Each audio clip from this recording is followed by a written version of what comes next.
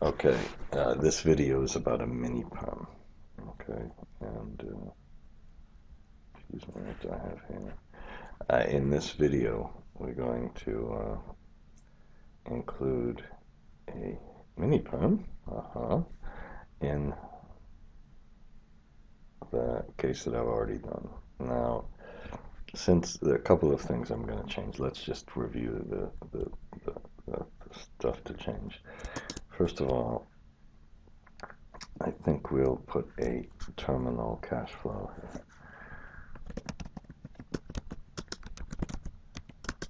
Okay, and the terminal cash flow we'll make some kind of a discount rate assumption and everything else. And this is a pre-everything else.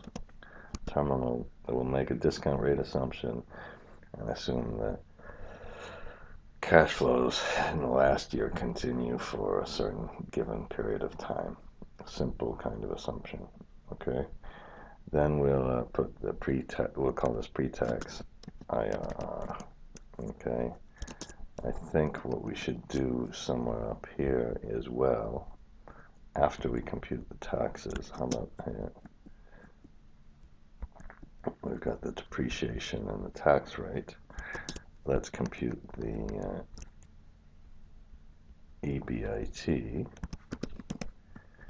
and taxes on EBIT, and finally the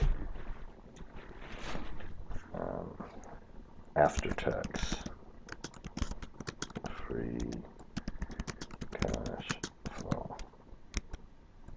Now, having said that, I think it would be much better to compute our terminal value from the after-tax free cash flow rather than from the pre-tax free cash flow. All right, and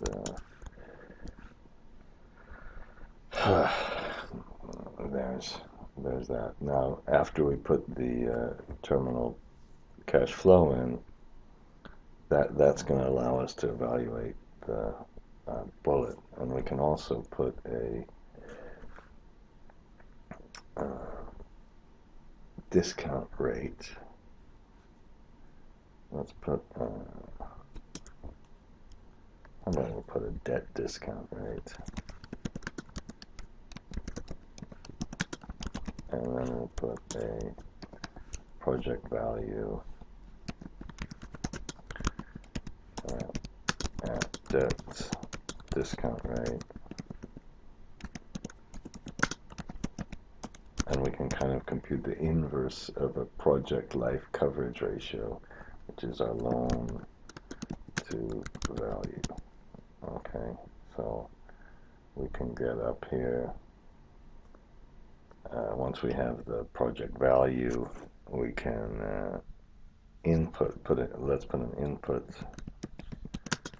loan to value and put loan at refinancing.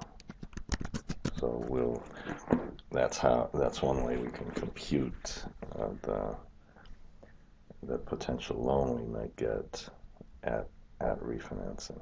Okay, now after we put in our normal assumptions that we had for all the rest of this stuff, the interest rates, the target DSCRs, the growth period. Now this time we'll leave the tenor, we'll call the tenor the mini perm amortization period, which we could even go all the way to, let's say, 25 or 30 years.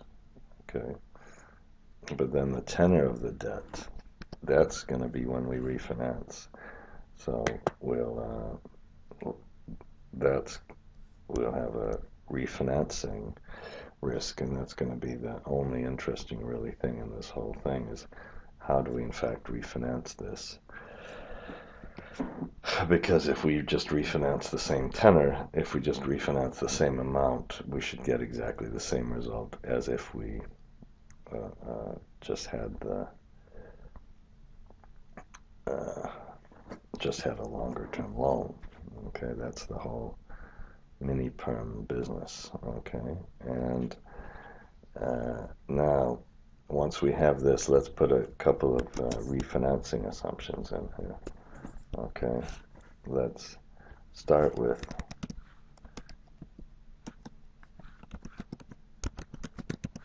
okay. Excuse me for taking so long to type. It's early in the morning and I didn't sleep well. The first refinancing is just simply equity. So we'll just let the cash flow be negative, and then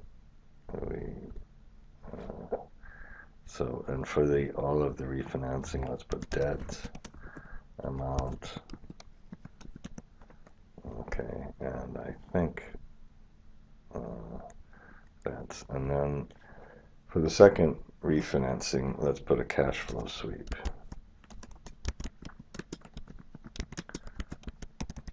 So then we'll go over here and put our cash sweep.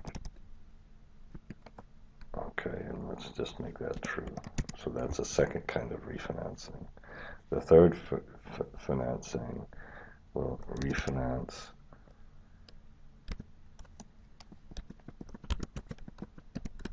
loan at debt tenor. And what that means is we'll just refinance however much we have left. So what we could do is put a little lookup, I suppose. Hope this will work. And we can look up the debt tenor, and then we can look up against the period, and then we can say, well, let's just refinance the closing balance at the debt tenor. We have to be a little bit careful that shift spacebar that we don't have any circular reference. And what happened here? Why is that? I obviously did the wrong thing because I somehow picked the interest rate instead of the debt tenor. I hope this is not going to be a really bad day, because I'm going to make a whole bunch of mistakes like this. Okay. Now, then we can make another assumption. When we make this refinancing of the loan with cash sweep. Now, what that means is sometimes we have the loan will have the other stuff will have the right to put the loan. We have this maturity of up to 7 years, but we have, depending on the wind data and further due diligence in the starting year after the cash conversion date. Oh my God, reading this, you need a translator. The cash flow available for distribution in each calculation period will be applied to the debt facilities with the goal of under the 1-year base prediction. Oh my God, providing a 12-year. So what we can do is see how much of the sweep we need. Okay, so we want to get to year 12. Okay, so we can put maybe target sweep. Okay, and to do that, all we need to do is put again, lookup.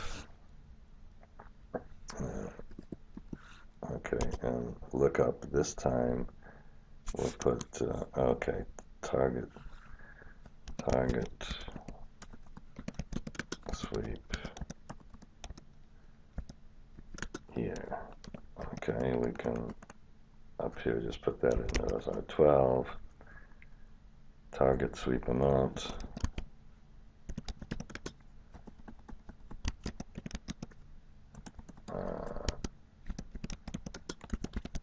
And I think that's going to be the lookup. Oh, that's easy. It's just, oh shit. Lookup of this one against, maybe this is why I got no sleep. I was thinking about some of these crappy issues. and then we get the amount of our debt at the end of period 12. It's going nice and slowly. It's going the way I'm thinking today. So the target, and this is really target, and then target sweep. So this would be this, the amount we want minus this one. So we could, and then we could have sweep percentage. Now, or how about total cash flow? And what we want is to do a sum if from year 8 to year 12. So we almost have to put a little true false here for year 8 to year 12. And then what we can do is go down to our cash flow statement. And in our cash flow statement, we have somewhere, where is our cash flow statement? It's just not a good cash flow statement, but I suppose our equity cash flow from year 8 to year 12. Here, we'll sum this. Okay, and I guess I'm going to use a true false to sum this. We'll use this true false, and then this gets, oh, that's not very good, is it? Because all we get is, when we sweep that, all we have left in that case, because we have a pretty tight debt service coverage ratio, is 39, so that doesn't really work, and we needed 126. We needed to sweep more, so I think that how about in here we'll have the sweep period. And you know, there's this question, which is an interesting one, not a very interesting one at all, in fact, of where to put some of these things, these switches. I'll put sweep refinancing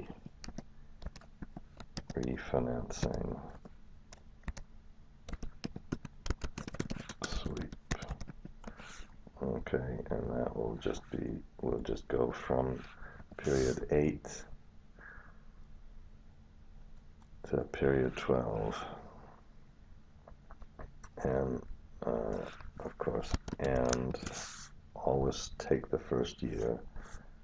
That's going to be greater than or equal to this one, and then go back to the year and make it less than or equal to this one. Okay, Shift Control R, and then I can put sum if, and I'm pretty sure this one is true. So we just sum if the switch is true, and then we sum if the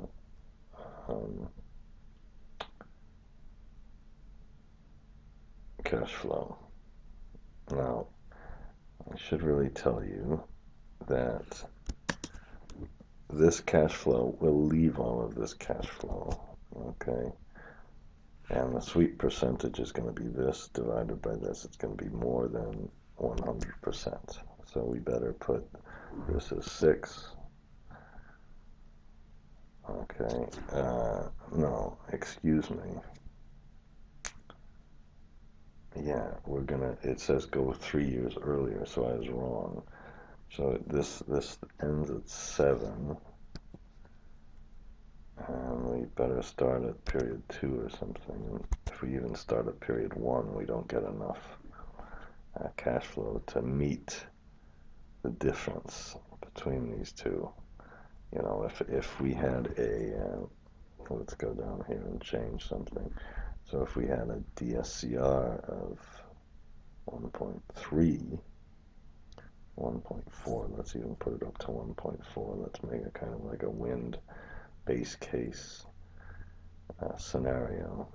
Then if we start at 1 and have a 100% cash flow sweep, we just get it. So in this case, we're going to refinance, but we're going to put a cash flow sweep in to get it. And maybe, let's make a couple of other scenarios like this, okay? So maybe in this case, we just want it to be financed in year 9. And then we put lookup, and we go up to, we look up year 9 against all of the period, and then we look up the closing balance, the debt in year 9. I hope I'm doing this right. Okay, that's how much we'd have in year 9, and then the difference, the only difference there is this 38. And then we'll do the sum if again. I should have probably put in some kind of F4, and then we'll put true, and then this time we'll sum if again the equity cash flows, and I'm gonna double check that our equity cash flows are okay. So if this does nothing else, hopefully it illustrates, at least to me it illustrates, this whole business of the getting that, how much the cash flow. So that way, in that case, we didn't need to that. In this case, we could have gone to 4. Ooh, we need to, in this case, we could have gone to 4 here, and we could have still been okay. And 5. Let's go to, so 5, 6. We just needed to go from period. Why did that one? Sorry, 4 is still not enough. 3 is still not enough. 2 is just about enough. Let's put 2. And let's put 1. Let's put 4 here. This is just going to be 4 to 7. And then on this case, let's say we put 100% cash flow sweep. In this case, we put 50% cash flow sweep. It's not going to be enough. There's still going to be some refinancing risk, but it illustrates the what you can do. And then we'll make another scenario. Okay, we'll put refinancing with cash flow sweep. How about we'll call this 1. Then we'll put refinancing with cash flow sweep 2, and then put refinancing with loan to value. And for the loan to value, let's go over here and put a loan to value percentage. So let's say we want we can refinance 70% of our loan to value, and then we'll put refinancing with our loan to value 2 and 3. How's that? We'll make 3 different scenarios. Okay, so we're going to show you all sorts of different possible ways we might refinance. Excuse me. Oh, I was going to take a little sip of coffee, but it might be too irritating for you. Okay, and then let's say this is 80%, and this is 60%. And then why don't we even make some more assumptions and put refinancing, okay, with loan to value and cash sweep. So this is okay, maybe we'll put this as 60 and 70, oops, 70%, and 70%. Okay, so you can see that we have all of these potential different ways to refinance, and in this cash flow sweep we'll put it here. It'll really be our 100% cash flow sweep and our 50% cash flow sweep. In this case we'll use 1 to 7. That's too much. I'm gonna put 4 to 7 and 5 to 7, even though it's not really getting us 5, 4 to 7, and 5 to 7. So we're going to put different cash flow sweeps in. So you can see we'll have a series of different refinancing assumptions in here. Okay, now after we put the refinancing assumptions, I'm going to leave all of our debt just the way we had it. This is our debt sizing. So what we really should do is name this a debt size with fully amortizing assumption. Okay, and then after we put the debt sizing with the fully amortizing assumption in, then even with our taxes and everything else, and then by the time, whoops, I don't even leave that here, I think. Okay, then we're going to put a whole bunch of stuff, okay, in here. Good, I was worried that those spinner boxes weren't copying. Okay, then we'll put a whole bunch of other stuff, maybe one more, and then we'll put refinancing analysis of refinancing. And in our analysis of refinancing, we're going to use this so in the EBITDA in this one, hopefully this is 15, and that shouldn't have been 15, that should have been the base case. Okay, so everything in our kind of debt sizing is going to be using the base case.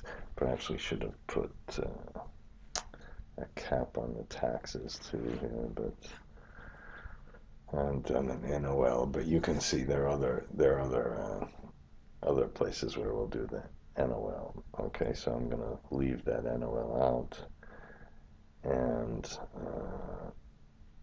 hopefully this is all okay. Just a minute. This equity cash flow, this cash flow, this cash flow should be just up here, I hope. Be the cash flow after the taxes. Come on, cash flow here. I allowed negative taxes. That's kind of embarrassing, but whatever. And then we this is our equity. This is our cash flow after debt service, and this is our equity IRR no sweep and no refinancing.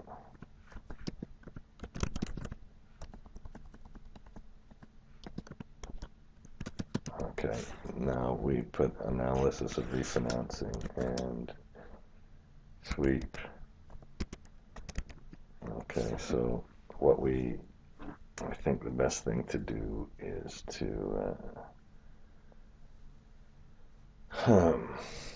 where should we start? Should we start right? I think we put we start right with a debt balance. Okay, and put our opening balance. Okay, and now let's add new debt refinanced. Okay, now after we put the new debt refinanced in here, then we'll put less, okay, let's put less scheduled refinance, less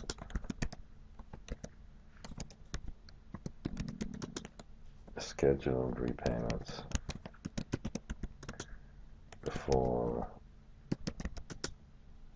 during mini perm, over mini perm period. This is the period from year 1 to year 10, 7. And we add the refinanced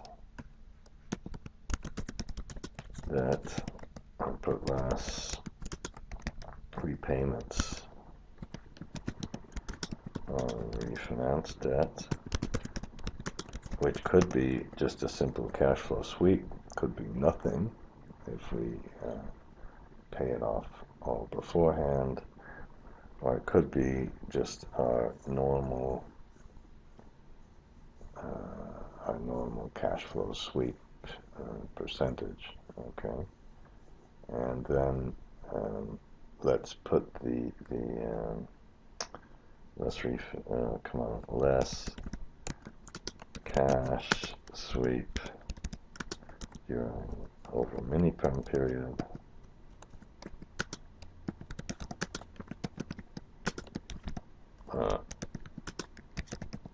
And finally, less cash sweep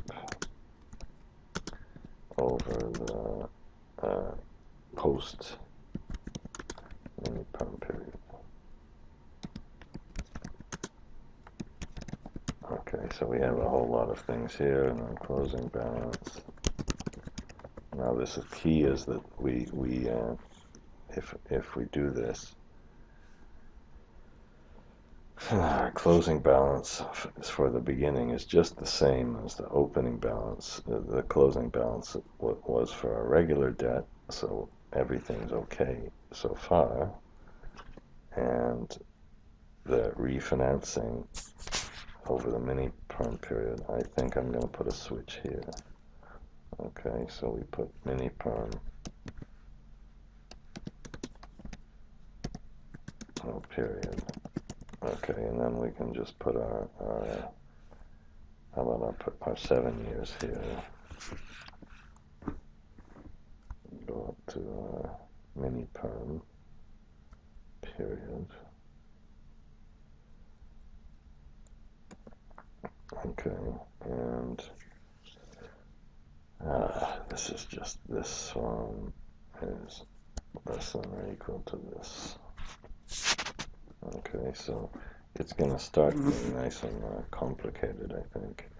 But then our scheduled payments over a mini perm period are just this switch, of course, multiplied by the repayment. Okay, and then the refinance debt is we need the same thing here. Refinancing period. Put an equal sign and go up to the refinancing period. Up here, that's the tenor of the debt, and just put an equal sign in this one, equal that one. Okay, so far so good. And then the refinance debt, that depends on the scenario we're going to choose. So to get the refinance debt, we're going to put all of these factors in, and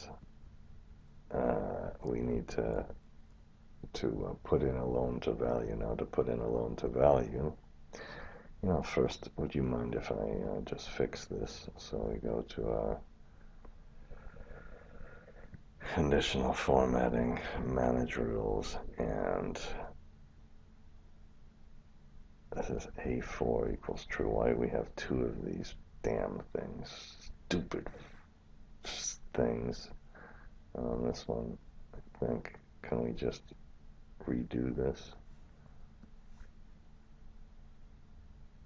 Oh, God, why that works like that? Okay.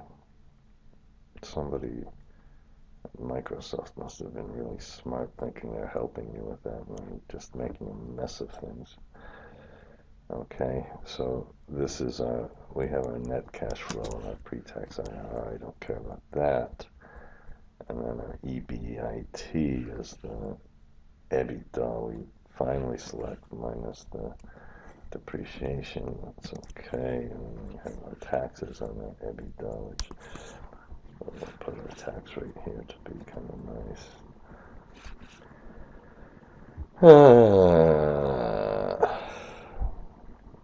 Which is this times the tax rate.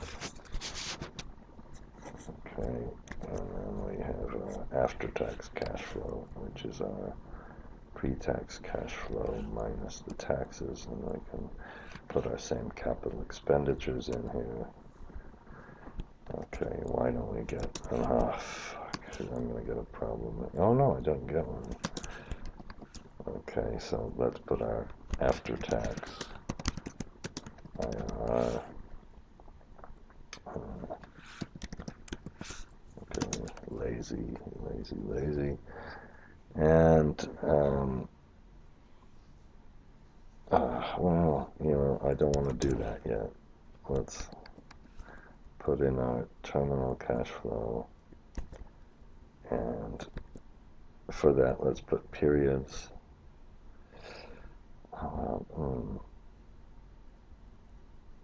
Periods. So that we're going to take the last cash flow and add another 20 years. 20 years, let's add another 15 years. That's just what people do. Now, if it's a solar project, I think that's a little crazy because you've got all the degradation happening, and then we can put discount rate. Let's just put in some arbitrary discount rate, and then we'll put okay, shift control P, and then we can put our value. And our value, I think we can just put equal PV, not NPV, just PV. The interest rate for the period, and we'll take the last year's cash flow. Okay. And I guess we have to put it with a minus sign. Okay. And then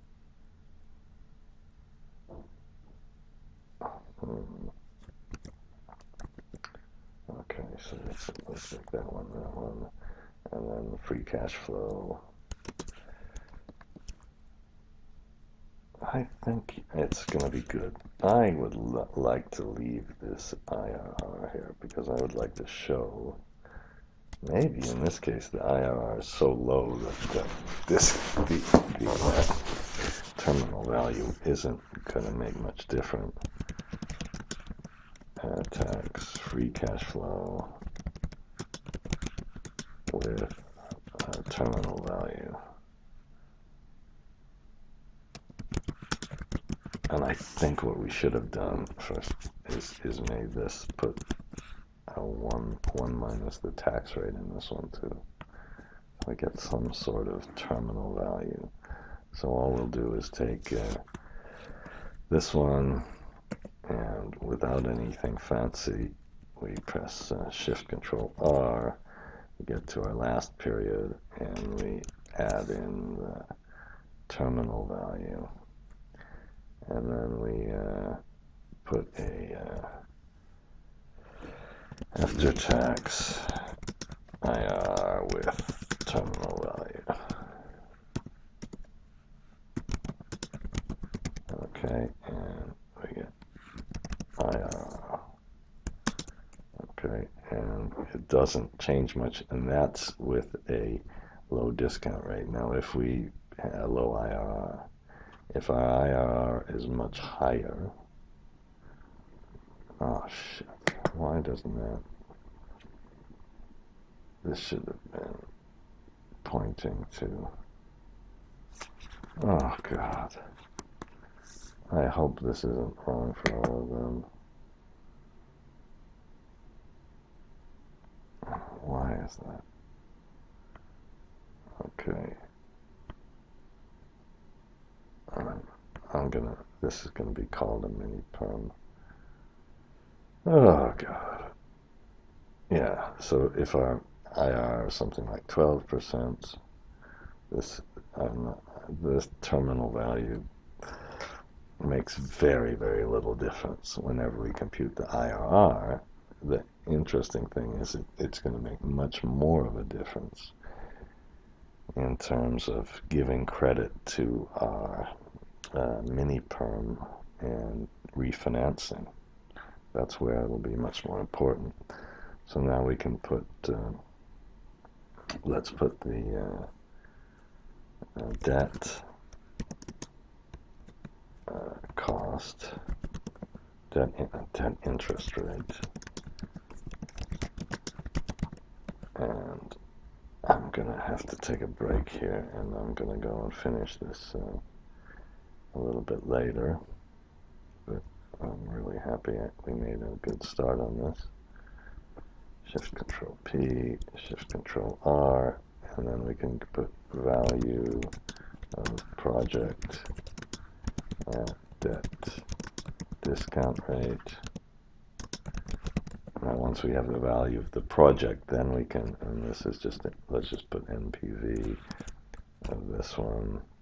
I know it should be some product thing.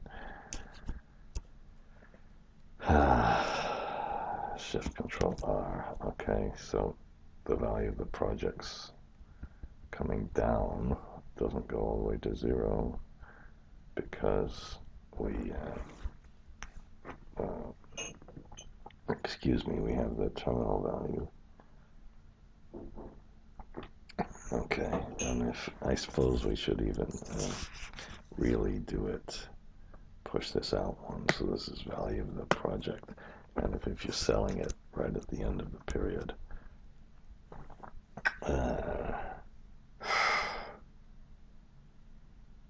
no, I'm gonna do it the other way because I can't. Of course, I can't do that because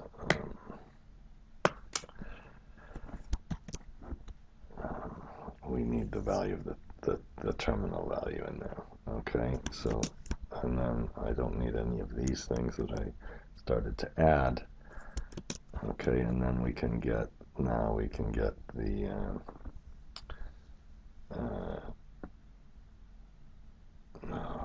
we've got a whole lot of different things when we put in the higher cost.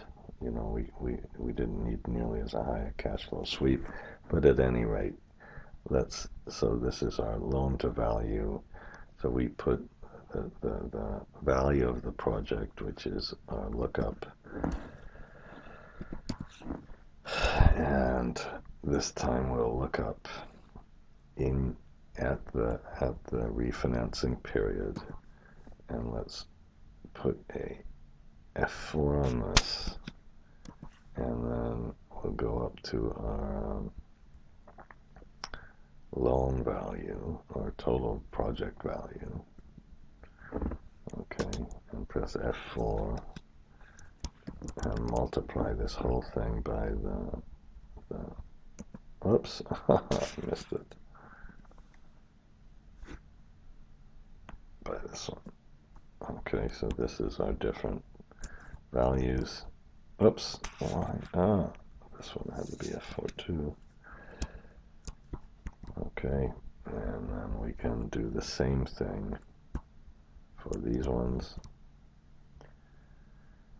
And when we do the same thing for these ones, this time we just put a different cash flow sweep beforehand. So we have a whole lot of different refinancing assumptions, more complicated than I thought they would be, in fact. And we'll just make a little spinner box somewhere. So let's put our refinancing code. Come on, come on, come on. Okay.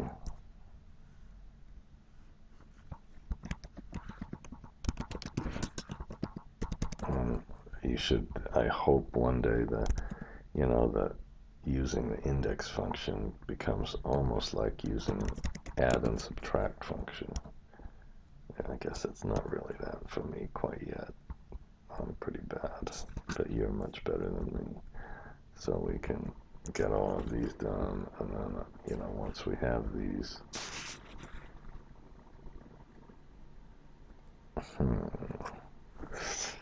equity refinancing, that should be just our same thing here, and the cash flow sweep, and then if it's number one, oops, we don't need this column, this is a cash flow, let's put false in all the rest of these. Okay, and then hopefully the rest of these will be okay. We'll just use these numbers, and then when it's 0, hopefully it'll switch off. We'll see if it really does. And then let's just make our little drop-down box for all of our different refinancing assumptions here. Okay, so we'll go to our other sheet and get our equity. Shit. Okay, this one, and put in our number. No. Come on. What did I? Jesus. I'm gonna go.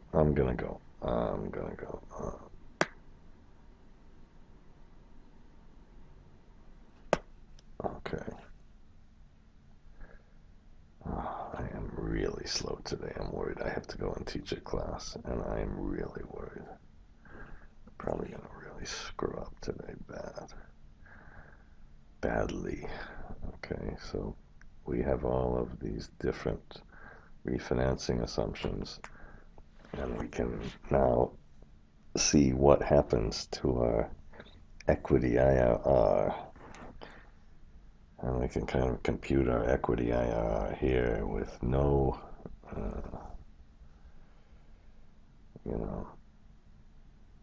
with assuming this, where was it, the equity IRR here, this was way too high. Now with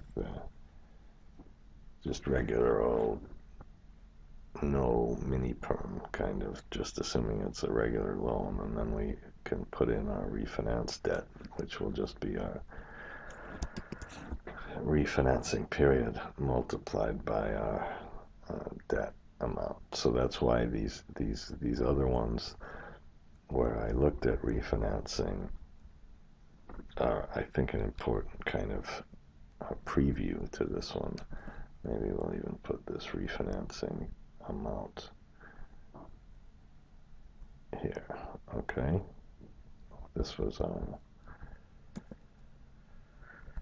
thing, and we can shift control set.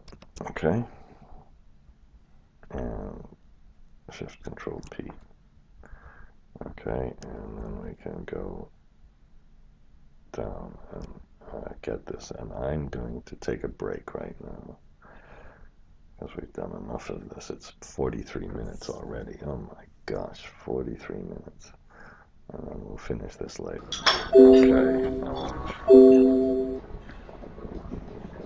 Okay, not breakfast, so I haven't done this at breakfast before, but what I'm going to do over here is put a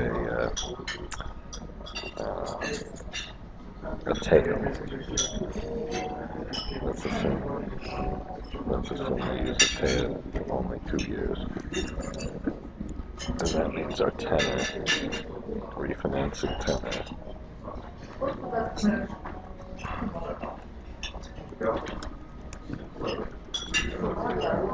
as refinancing tenor would be the total life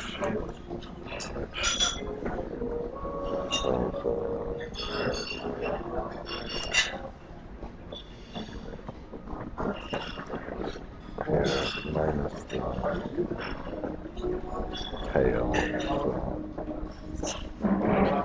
So that would be the total life, but of course we have to start it in year 7, so we have 21 years left. Now if we put a tail of 5 here, we'd have 18. Let's make a tail of 3. And then I think what we should do is put a, for each one of these.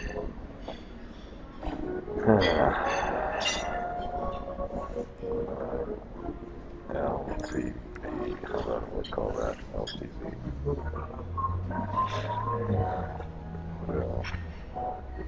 put a, well, we'll go ahead and put the tenor here. Now, we don't have any tenor in these ones, that's irrelevant. In this case, we're just doing a simple refinancing of our loans. These ones are doing a refinancing with a sweep. So, on this one, I think I should put the original tenor. So the original tenor.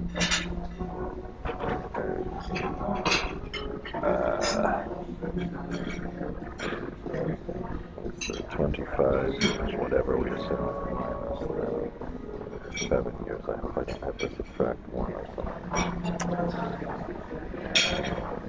Like a tail of 2, so we have a little bit of a difference. Oh no, 3 is fine. Okay.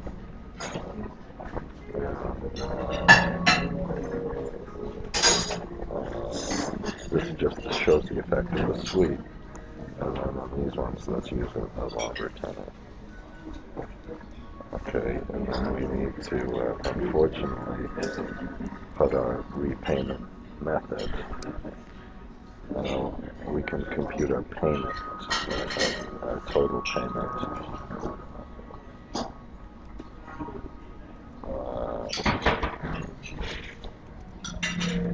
So, if it's we can just assume a flat payment or a sculpted payment, which would be PMT. And what rate should we use? Why don't I use the rate that we have? Which might not be such a good thing. The period is here.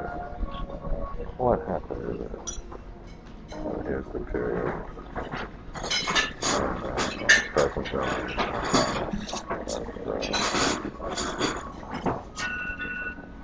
So on. Okay, so.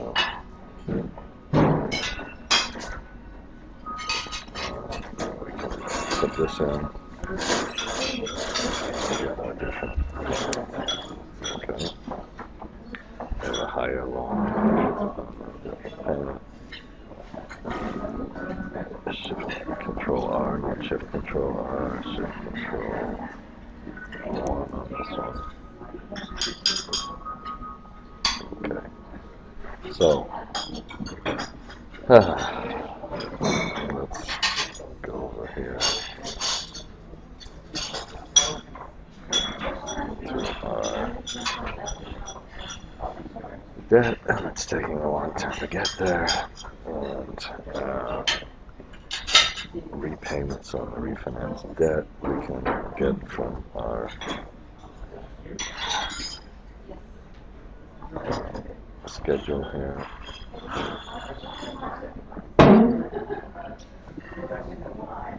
And I suppose what we should do, this is total payment, so this would be this one minus the interest, which I haven't put in yet.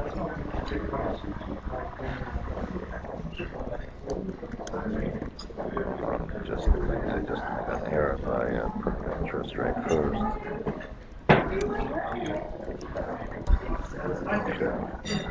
One off, so I think we should get the same interest rate we did up here. So, the interest expense is always the opening balance.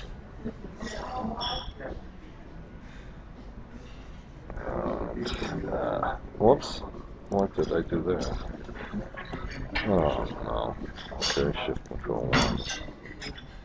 And we don't have any sweeps yet here, but this one we need yet another switch for. I think I agree that it's better to put the switches right next to these.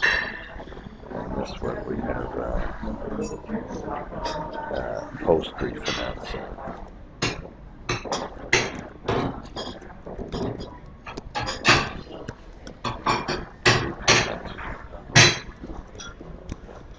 Okay, so what we could do here is we start with the refinancing period +1,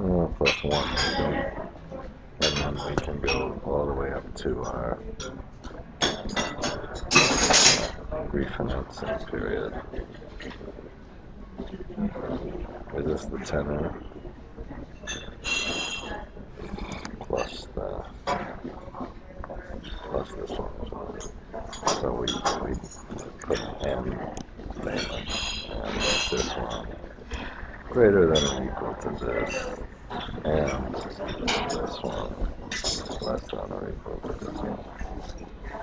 Okay, so we can put our refinancing. Now we can make our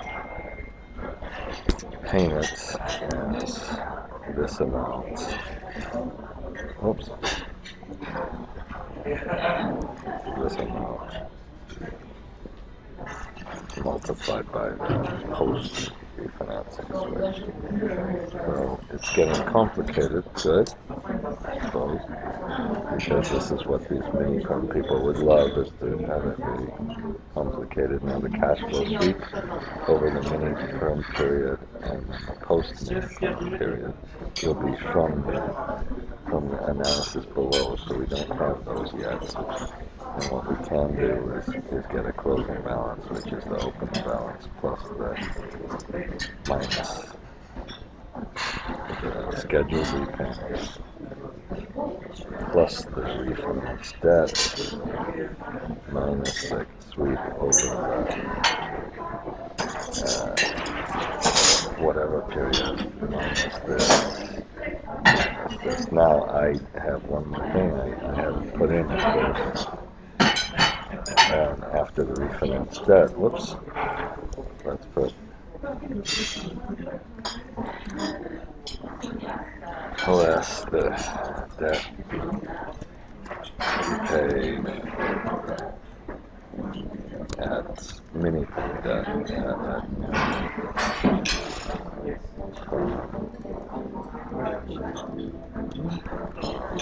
date. I'll make up a word. I don't know if there's such a word for that, but we can take our opening balance minus the scheduled debt repayment. And I suppose what we should do is really this cash sweep over the mini perm period should be kind of above here, so that we remember that that's paid first. Now that, so this one, less debt repaid at mini perm debt. I think it's loud here, but I don't really care at this point. Minus the scheduled repayment, minus the cash sweep, times the post the refinancing period. Right? So I should call that maybe. I don't want to call this mini perm date. Okay, and we have our closing balance. And shift control R.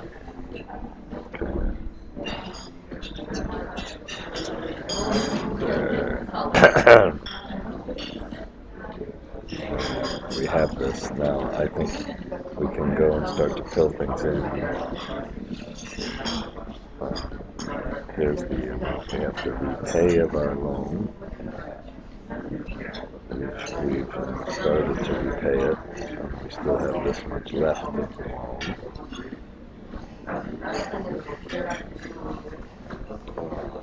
Just a minute.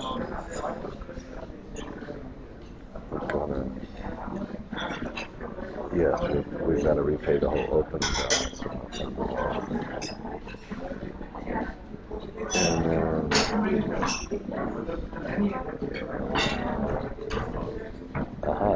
I'm sorry, this is the refinance debt. This is the amount we repay. Then we have to put our repayments in on the refinance debt, which looks like I have a problem.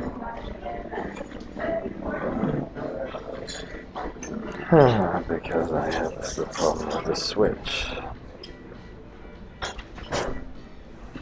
Okay, always good to press the F4 on this one. Press the F4 on this one. Okay. All said and done, hopefully it gets to 0. It didn't quite get to 0. So we better put a minimum around this one. Put in our opening balance. Okay, now what this is showing me at least is this is all about all sorts of different refinancing assumptions you could make. And this debt repayment doesn't look right because it should be the total debt repayment minus the interest, and I made it minus the interest rate. We said that I did that, and I forgot to fix that. Okay, so put this in. And now we have another problem. And that is that I neglected to pay the whole debt balance, so I think it's a good starting point again. And, well, before I start, let's see. After we did the debt payment last time, then we put a profit and loss with many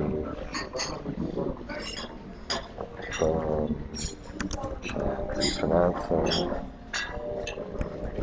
And this is going to be our standard profit and loss. We could, I think, probably even take the thing here. And this time, I'm going to also get it all the way down to net income. Right? Ship. Okay. And after we take it down to net income, then we'll be able to make a balance sheet, because I have so much crap going on here. It seems too complicated almost. And then after that, we'll make a cash flow statement. On our cash flow statement, we'll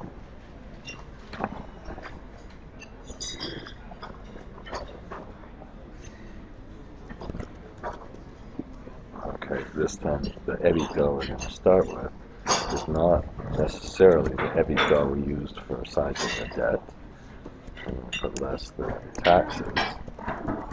That's why we needed the income statement just above it, CFABS. And then we can have less mini Perm repayments, less interest. And then we can have net cash flow. And we can take our sweep, less the sweep, free sweep, during mini perm, and then we'll put less than a sweep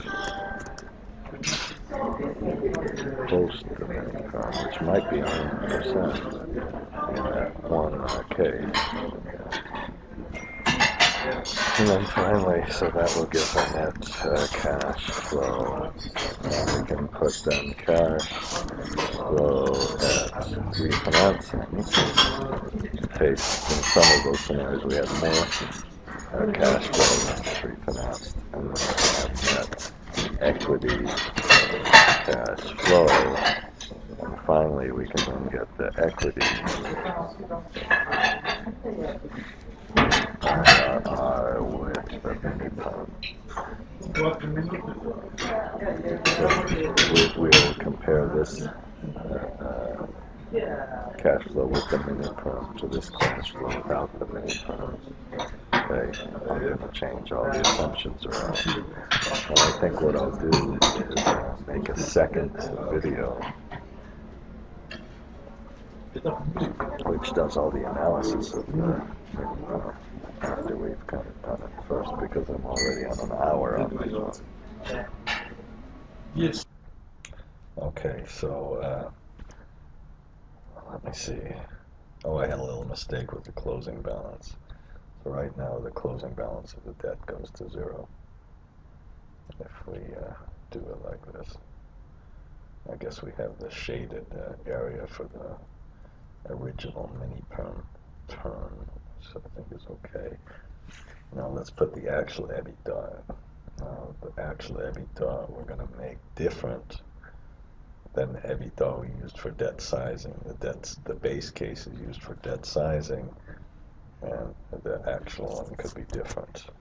And then we can of course get the depreciation.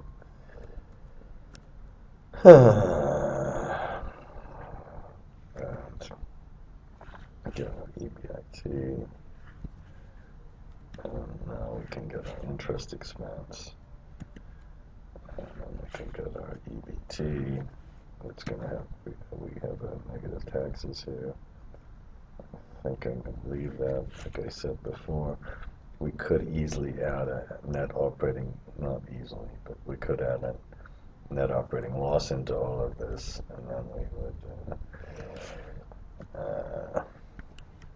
have to change the function. That's the only problem, so that's why I'm a little reluctant to do that. Here's the EBT. Excuse me. What did I just do? This is the ABT calculation. And then net income is the difference. Okay.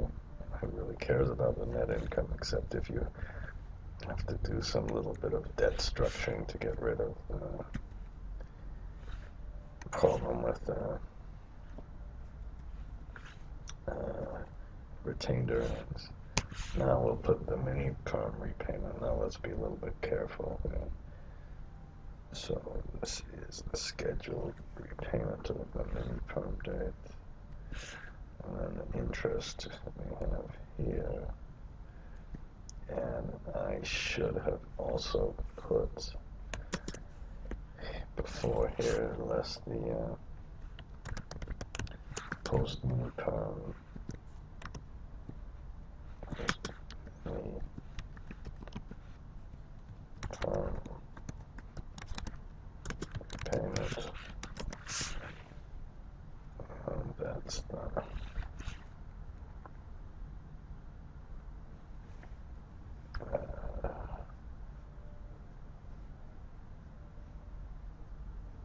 where's that? Excuse me.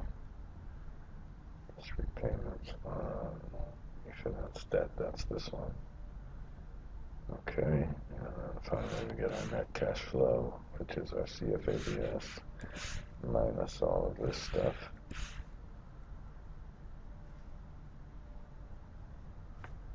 Oh, this was interest. Okay, that's fine. And then if we have a sweep during the mini perm, we need to get the sweep percentage. during the mini perm. And that sweep during the mini perm is from our assumption up here. And I believe that's this one. Remember this one. Okay. And we'll also need a post mini perm sweep. Now the problem with this sweep also, it only occurs during a certain period. So we'll put pre mini perm sweep switch. I don't know what the right style is here. I'm going to just collect the one we've already done up here. And actually, that's not correct, is it? We should start with our 4 and 7, so we should put our two numbers here. Okay. And we started with our either 4 or 5, and ended with our 7 or other number. Maybe I should have made this a little more dramatic, so in our next video we'll make it a little more dramatic. So this is this one. Oops, what's going on here? This one has to be greater than or equal to this, and this one less than or equal to this one, and that will never occur so far. So our sweep is our total number here times our cash flow before sweep, and we better also multiply that by this. Okay, and the other thing is we better never sweep more than our opening balance, and in fact we better never sweep more than our opening balance minus the scheduled repayments. This is opening balance minus this one. And then if we're even fancier, we should also never sweep more than 0. Now, some people might say, oh God, look, you're so smart, you've made a big formula, and we've just screwed things up. But I don't know how to make that much more simple. Okay, and then we have a post mini perm sweep. Now, that, I suppose I have to change an assumption here. Okay, and this second one that had a mini perm sweep, we should post mini perm post sweep income. It's kind of bad, but so it's going to be 0 in all cases. Then it's going to be 1, 0, and oops. And let's push this down. Control D.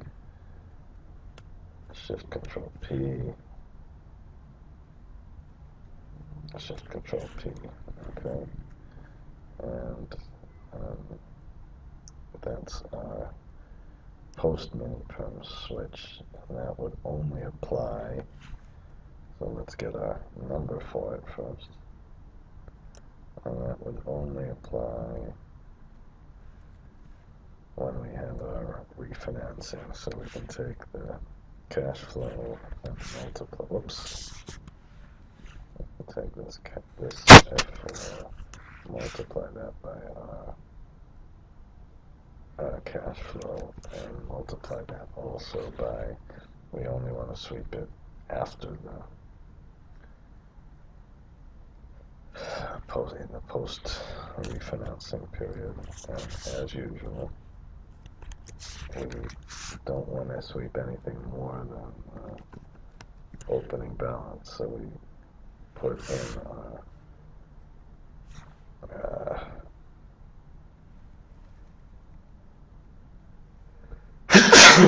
Excuse me. Oh my God, I should have turned it off for that.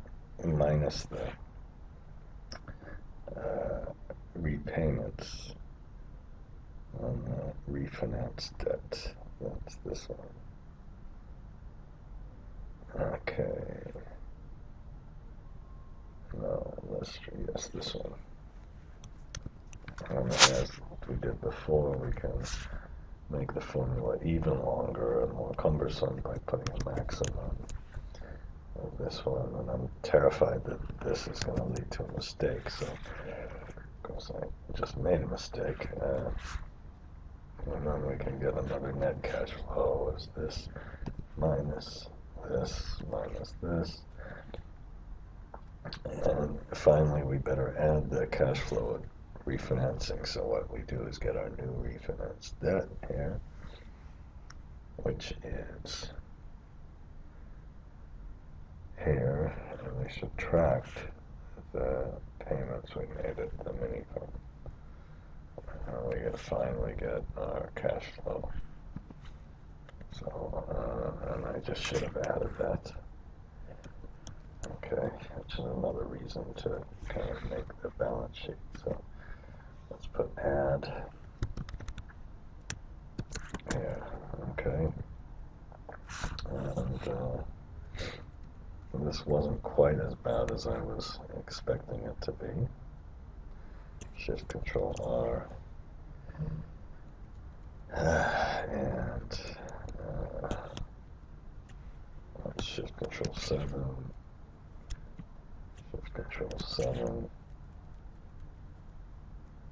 Shift Control 7. You know, I'm being lazy with the underlines, but at least I wish the Shift Control 7 wouldn't put a whole box around it. Okay, and Shift Control 7. This looks bad right now because we have some negative cash flows.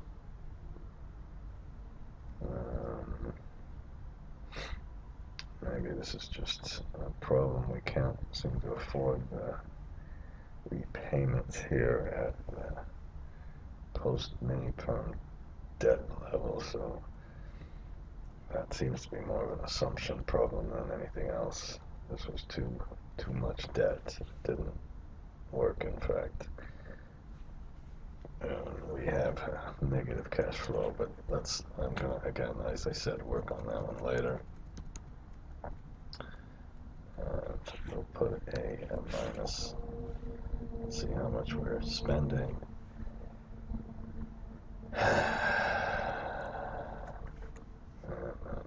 Get the IR. Okay, so at least we've structured the model. This should have been a minus since I already took it from a minus. And we can see what happens in various scenarios now. Let's make our balance sheet.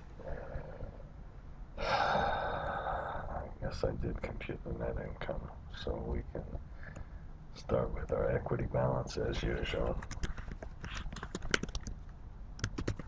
And put our opening balance. Oh, come on. And the net income. And the equity contributions. Less the dividends. And put a closing balance. And our opening balance equals our closing balance. I shouldn't really burden you with all of this, but I'm going to take the net income, take the dividends, I'll take the equity contributions. Should have been copied. Oops. Oh, come on. Should have been on here. Equity contributions. Just get it from here. Be lazy. And the dividends are. I've got to cheat here. closing balance is the opening balance plus the net income plus the contributions minus the dividends. We have to leave that blank.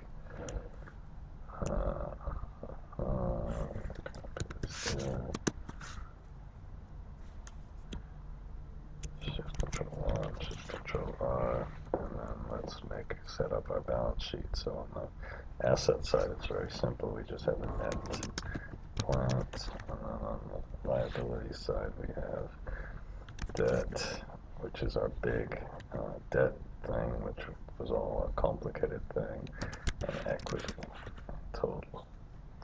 So it's just kind of a check. And then after I've done this check, I'm going to be really happy because I'm going to turn off this video. And perhaps we can put our little net plant thing here. And I'll delete that. Ooh, I am having a bad day today. So this is our capital expenditure in the first one. Let's just take that and subtract our depreciation off from there. And we have a net plant. Fill that in from the balance sheet. Fill the rest of it in. Okay.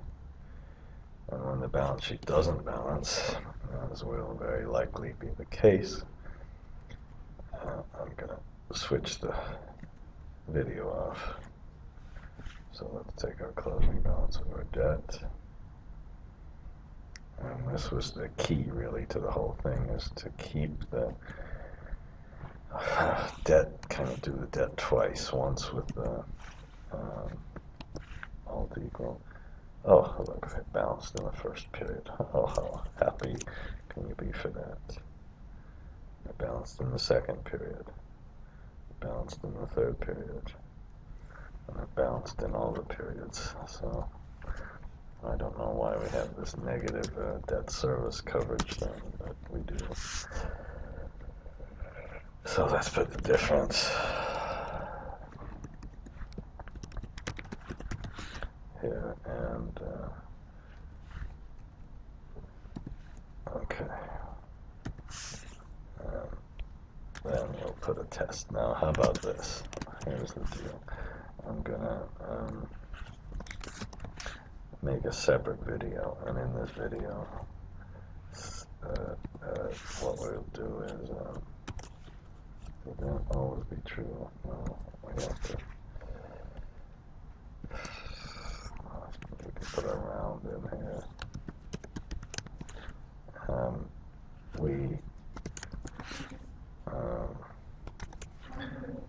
We'll leave this graph. We'll leave this graph. This was the structuring graph. And then we'll make a second graph here. I'm going to kind of move some of this stuff all around. Oh, okay. And, oops, somebody's coming, I think.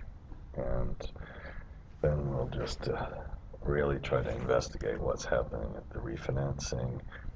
And we'll put the equity return here. This was the equity return with no sweep. And this was the equity return with the IRR and the mini perm refinancing. But of course, you know, if we change this around, this refinancing around, we're going to get a different answer now, I think. I might have to test a couple of our methods here, but I think if you really listen to this whole long, horrible video, you can, let's just look at the IRR here. Okay, you can see that I'm so excited about this. Now, if we take the equity refinancing, that probably is too high. We got to make sure that we really turned everything off. Take the cash flow sweep. Seem to be the same thing. But see, there's a problem, obviously, with some of them. Okay, so we'll look at all of these. I'm going to do a little bit of auditing on the model, but you can get the idea. We want to see the effect of the different refinancing techniques. So the mini perm, the complicated thing about the mini perm is not why these are all the same. It shouldn't be, of course. The complicated thing about the mini perm is not structuring the mini perm itself, but kind of making all these potential refinancing assumptions and figuring out how the whole cash flow sweep thing works. Okay, and hopefully I was hoping the balance sheet doesn't balance in some of these, and without seeing a diagram, I don't think we can really do anything. So, but that, what are we on now? We're on an hour and 20 minutes. Oh my God. If anybody actually listened to that video, geez, you're a better person than I ever would be.